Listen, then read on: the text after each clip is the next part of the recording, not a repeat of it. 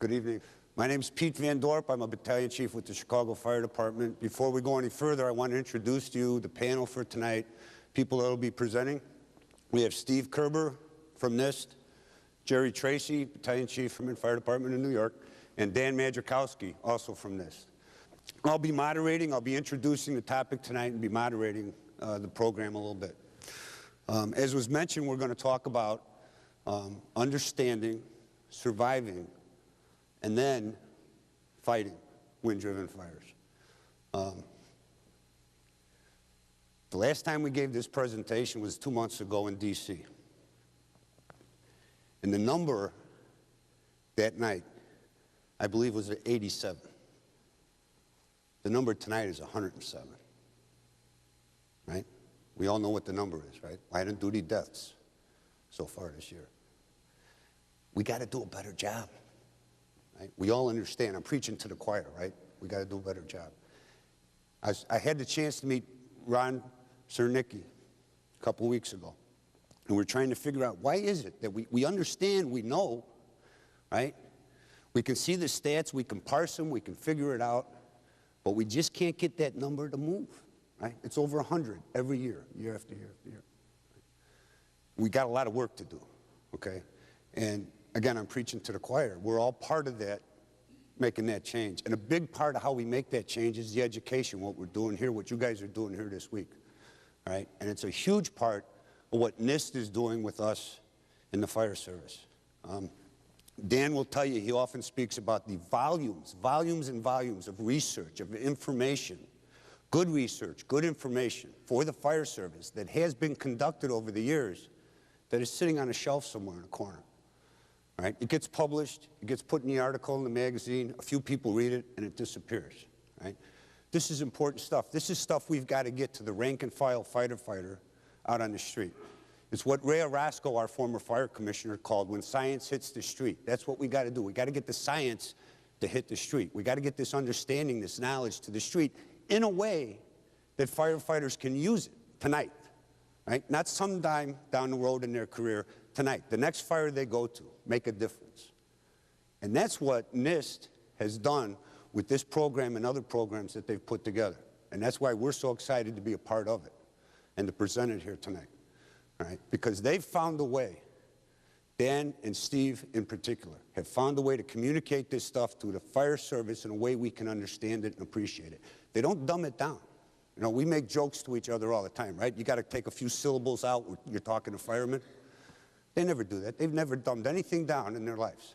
They're bringing us up. They're bringing our understanding, our knowledge, our intelligence up to where it needs to be so we can combat today's fires and deal with the situation we're dealing with. And maybe we can start bringing that number down a little bit, right? I know this works.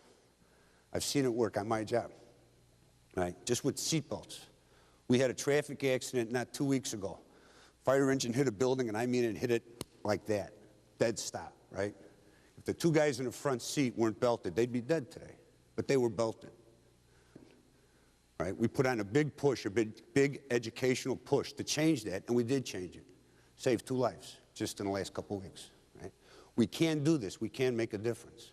We got to get the information out to the fire service where they can use it in a way that they can use it. And that's what we're going to try to do with you tonight when we're talking about these wind-driven fires.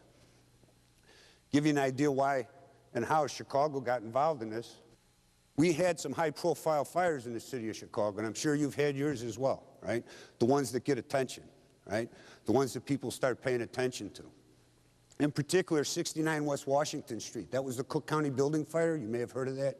6 people were found in the stairwell well after the fire was under control. We were picking up companies. Very embarrassing kind of situation. Very high-profile fire, right? Made us stand up and pay attention, right? In essence, we rewrote our entire high-rise SOP because of that fire, right? And in the course of doing that, we started to reach out to other cities, New York, Philadelphia, LA, San Francisco, Phoenix, Dallas, right? Asking for information. And we found out that a lot of these departments, they already had their high-profile event, right? They already had their wake-up call. So they rewrote theirs. Why didn't we see that, right? Because the information doesn't get out, it doesn't get shared. And that's what we're going to try to change with this kind of program that we're doing tonight. We're going to get the information out and get it shared so you don't have to wait for your own high-profile fire before you make your changes. 135 South LaSalle Street happened about a year after the 69 West Washington Street fire. No fatalities. We got about 40 or 50 people out of the building safely. Sent 12 firefighters to the hospital. Right? Certainly a big improvement, but you can hardly call that a success, right? Sending 12 guys to the hospital. We got to do a better job. We got to understand the challenge a little better. There's also all these incidents that we've had that I call below the radar. Right? These are the ones that there weren't a lot of, no line of duty deaths. There weren't a lot of deaths or injuries of civilians. But when you look back at them, once you've had the high-profile event, once you talk to guys like Dan and Steve and Jerry Tracy, you realize we've been walking in a minefield, and we're lucky we just haven't stepped on one yet. Right? We want to prevent that from happening in other jobs, in other jurisdictions, and other departments. Don't wait to have somebody step on that mine. Right? Learn the information, get it out, put it to use ahead of time, right? In a way we can all put together. Ever heard this statement before? Smoke spread is the biggest problem in high-rise fires. I remember hearing that probably the first day I came on the job. What do we do about it? What do we do about it? Could anybody tell me? Do you ventilate? Do you open the stairwells? Do you open the bulkheads? Do you take out the windows? Or no? High-rise buildings are very complex buildings, exceedingly complex buildings. And one of the things we learned from these projects working with NIST was we're going to rewrite our entire ventilation operation for operating in high-rise buildings. All right? There's a lot of good information out there on fighting fires in high-rise buildings, and if you look at it real carefully, most of it is talking about the water issue. Water supply, search, getting water on the fire, all important things. When it comes to the ventilation, very little is said because very little is understood.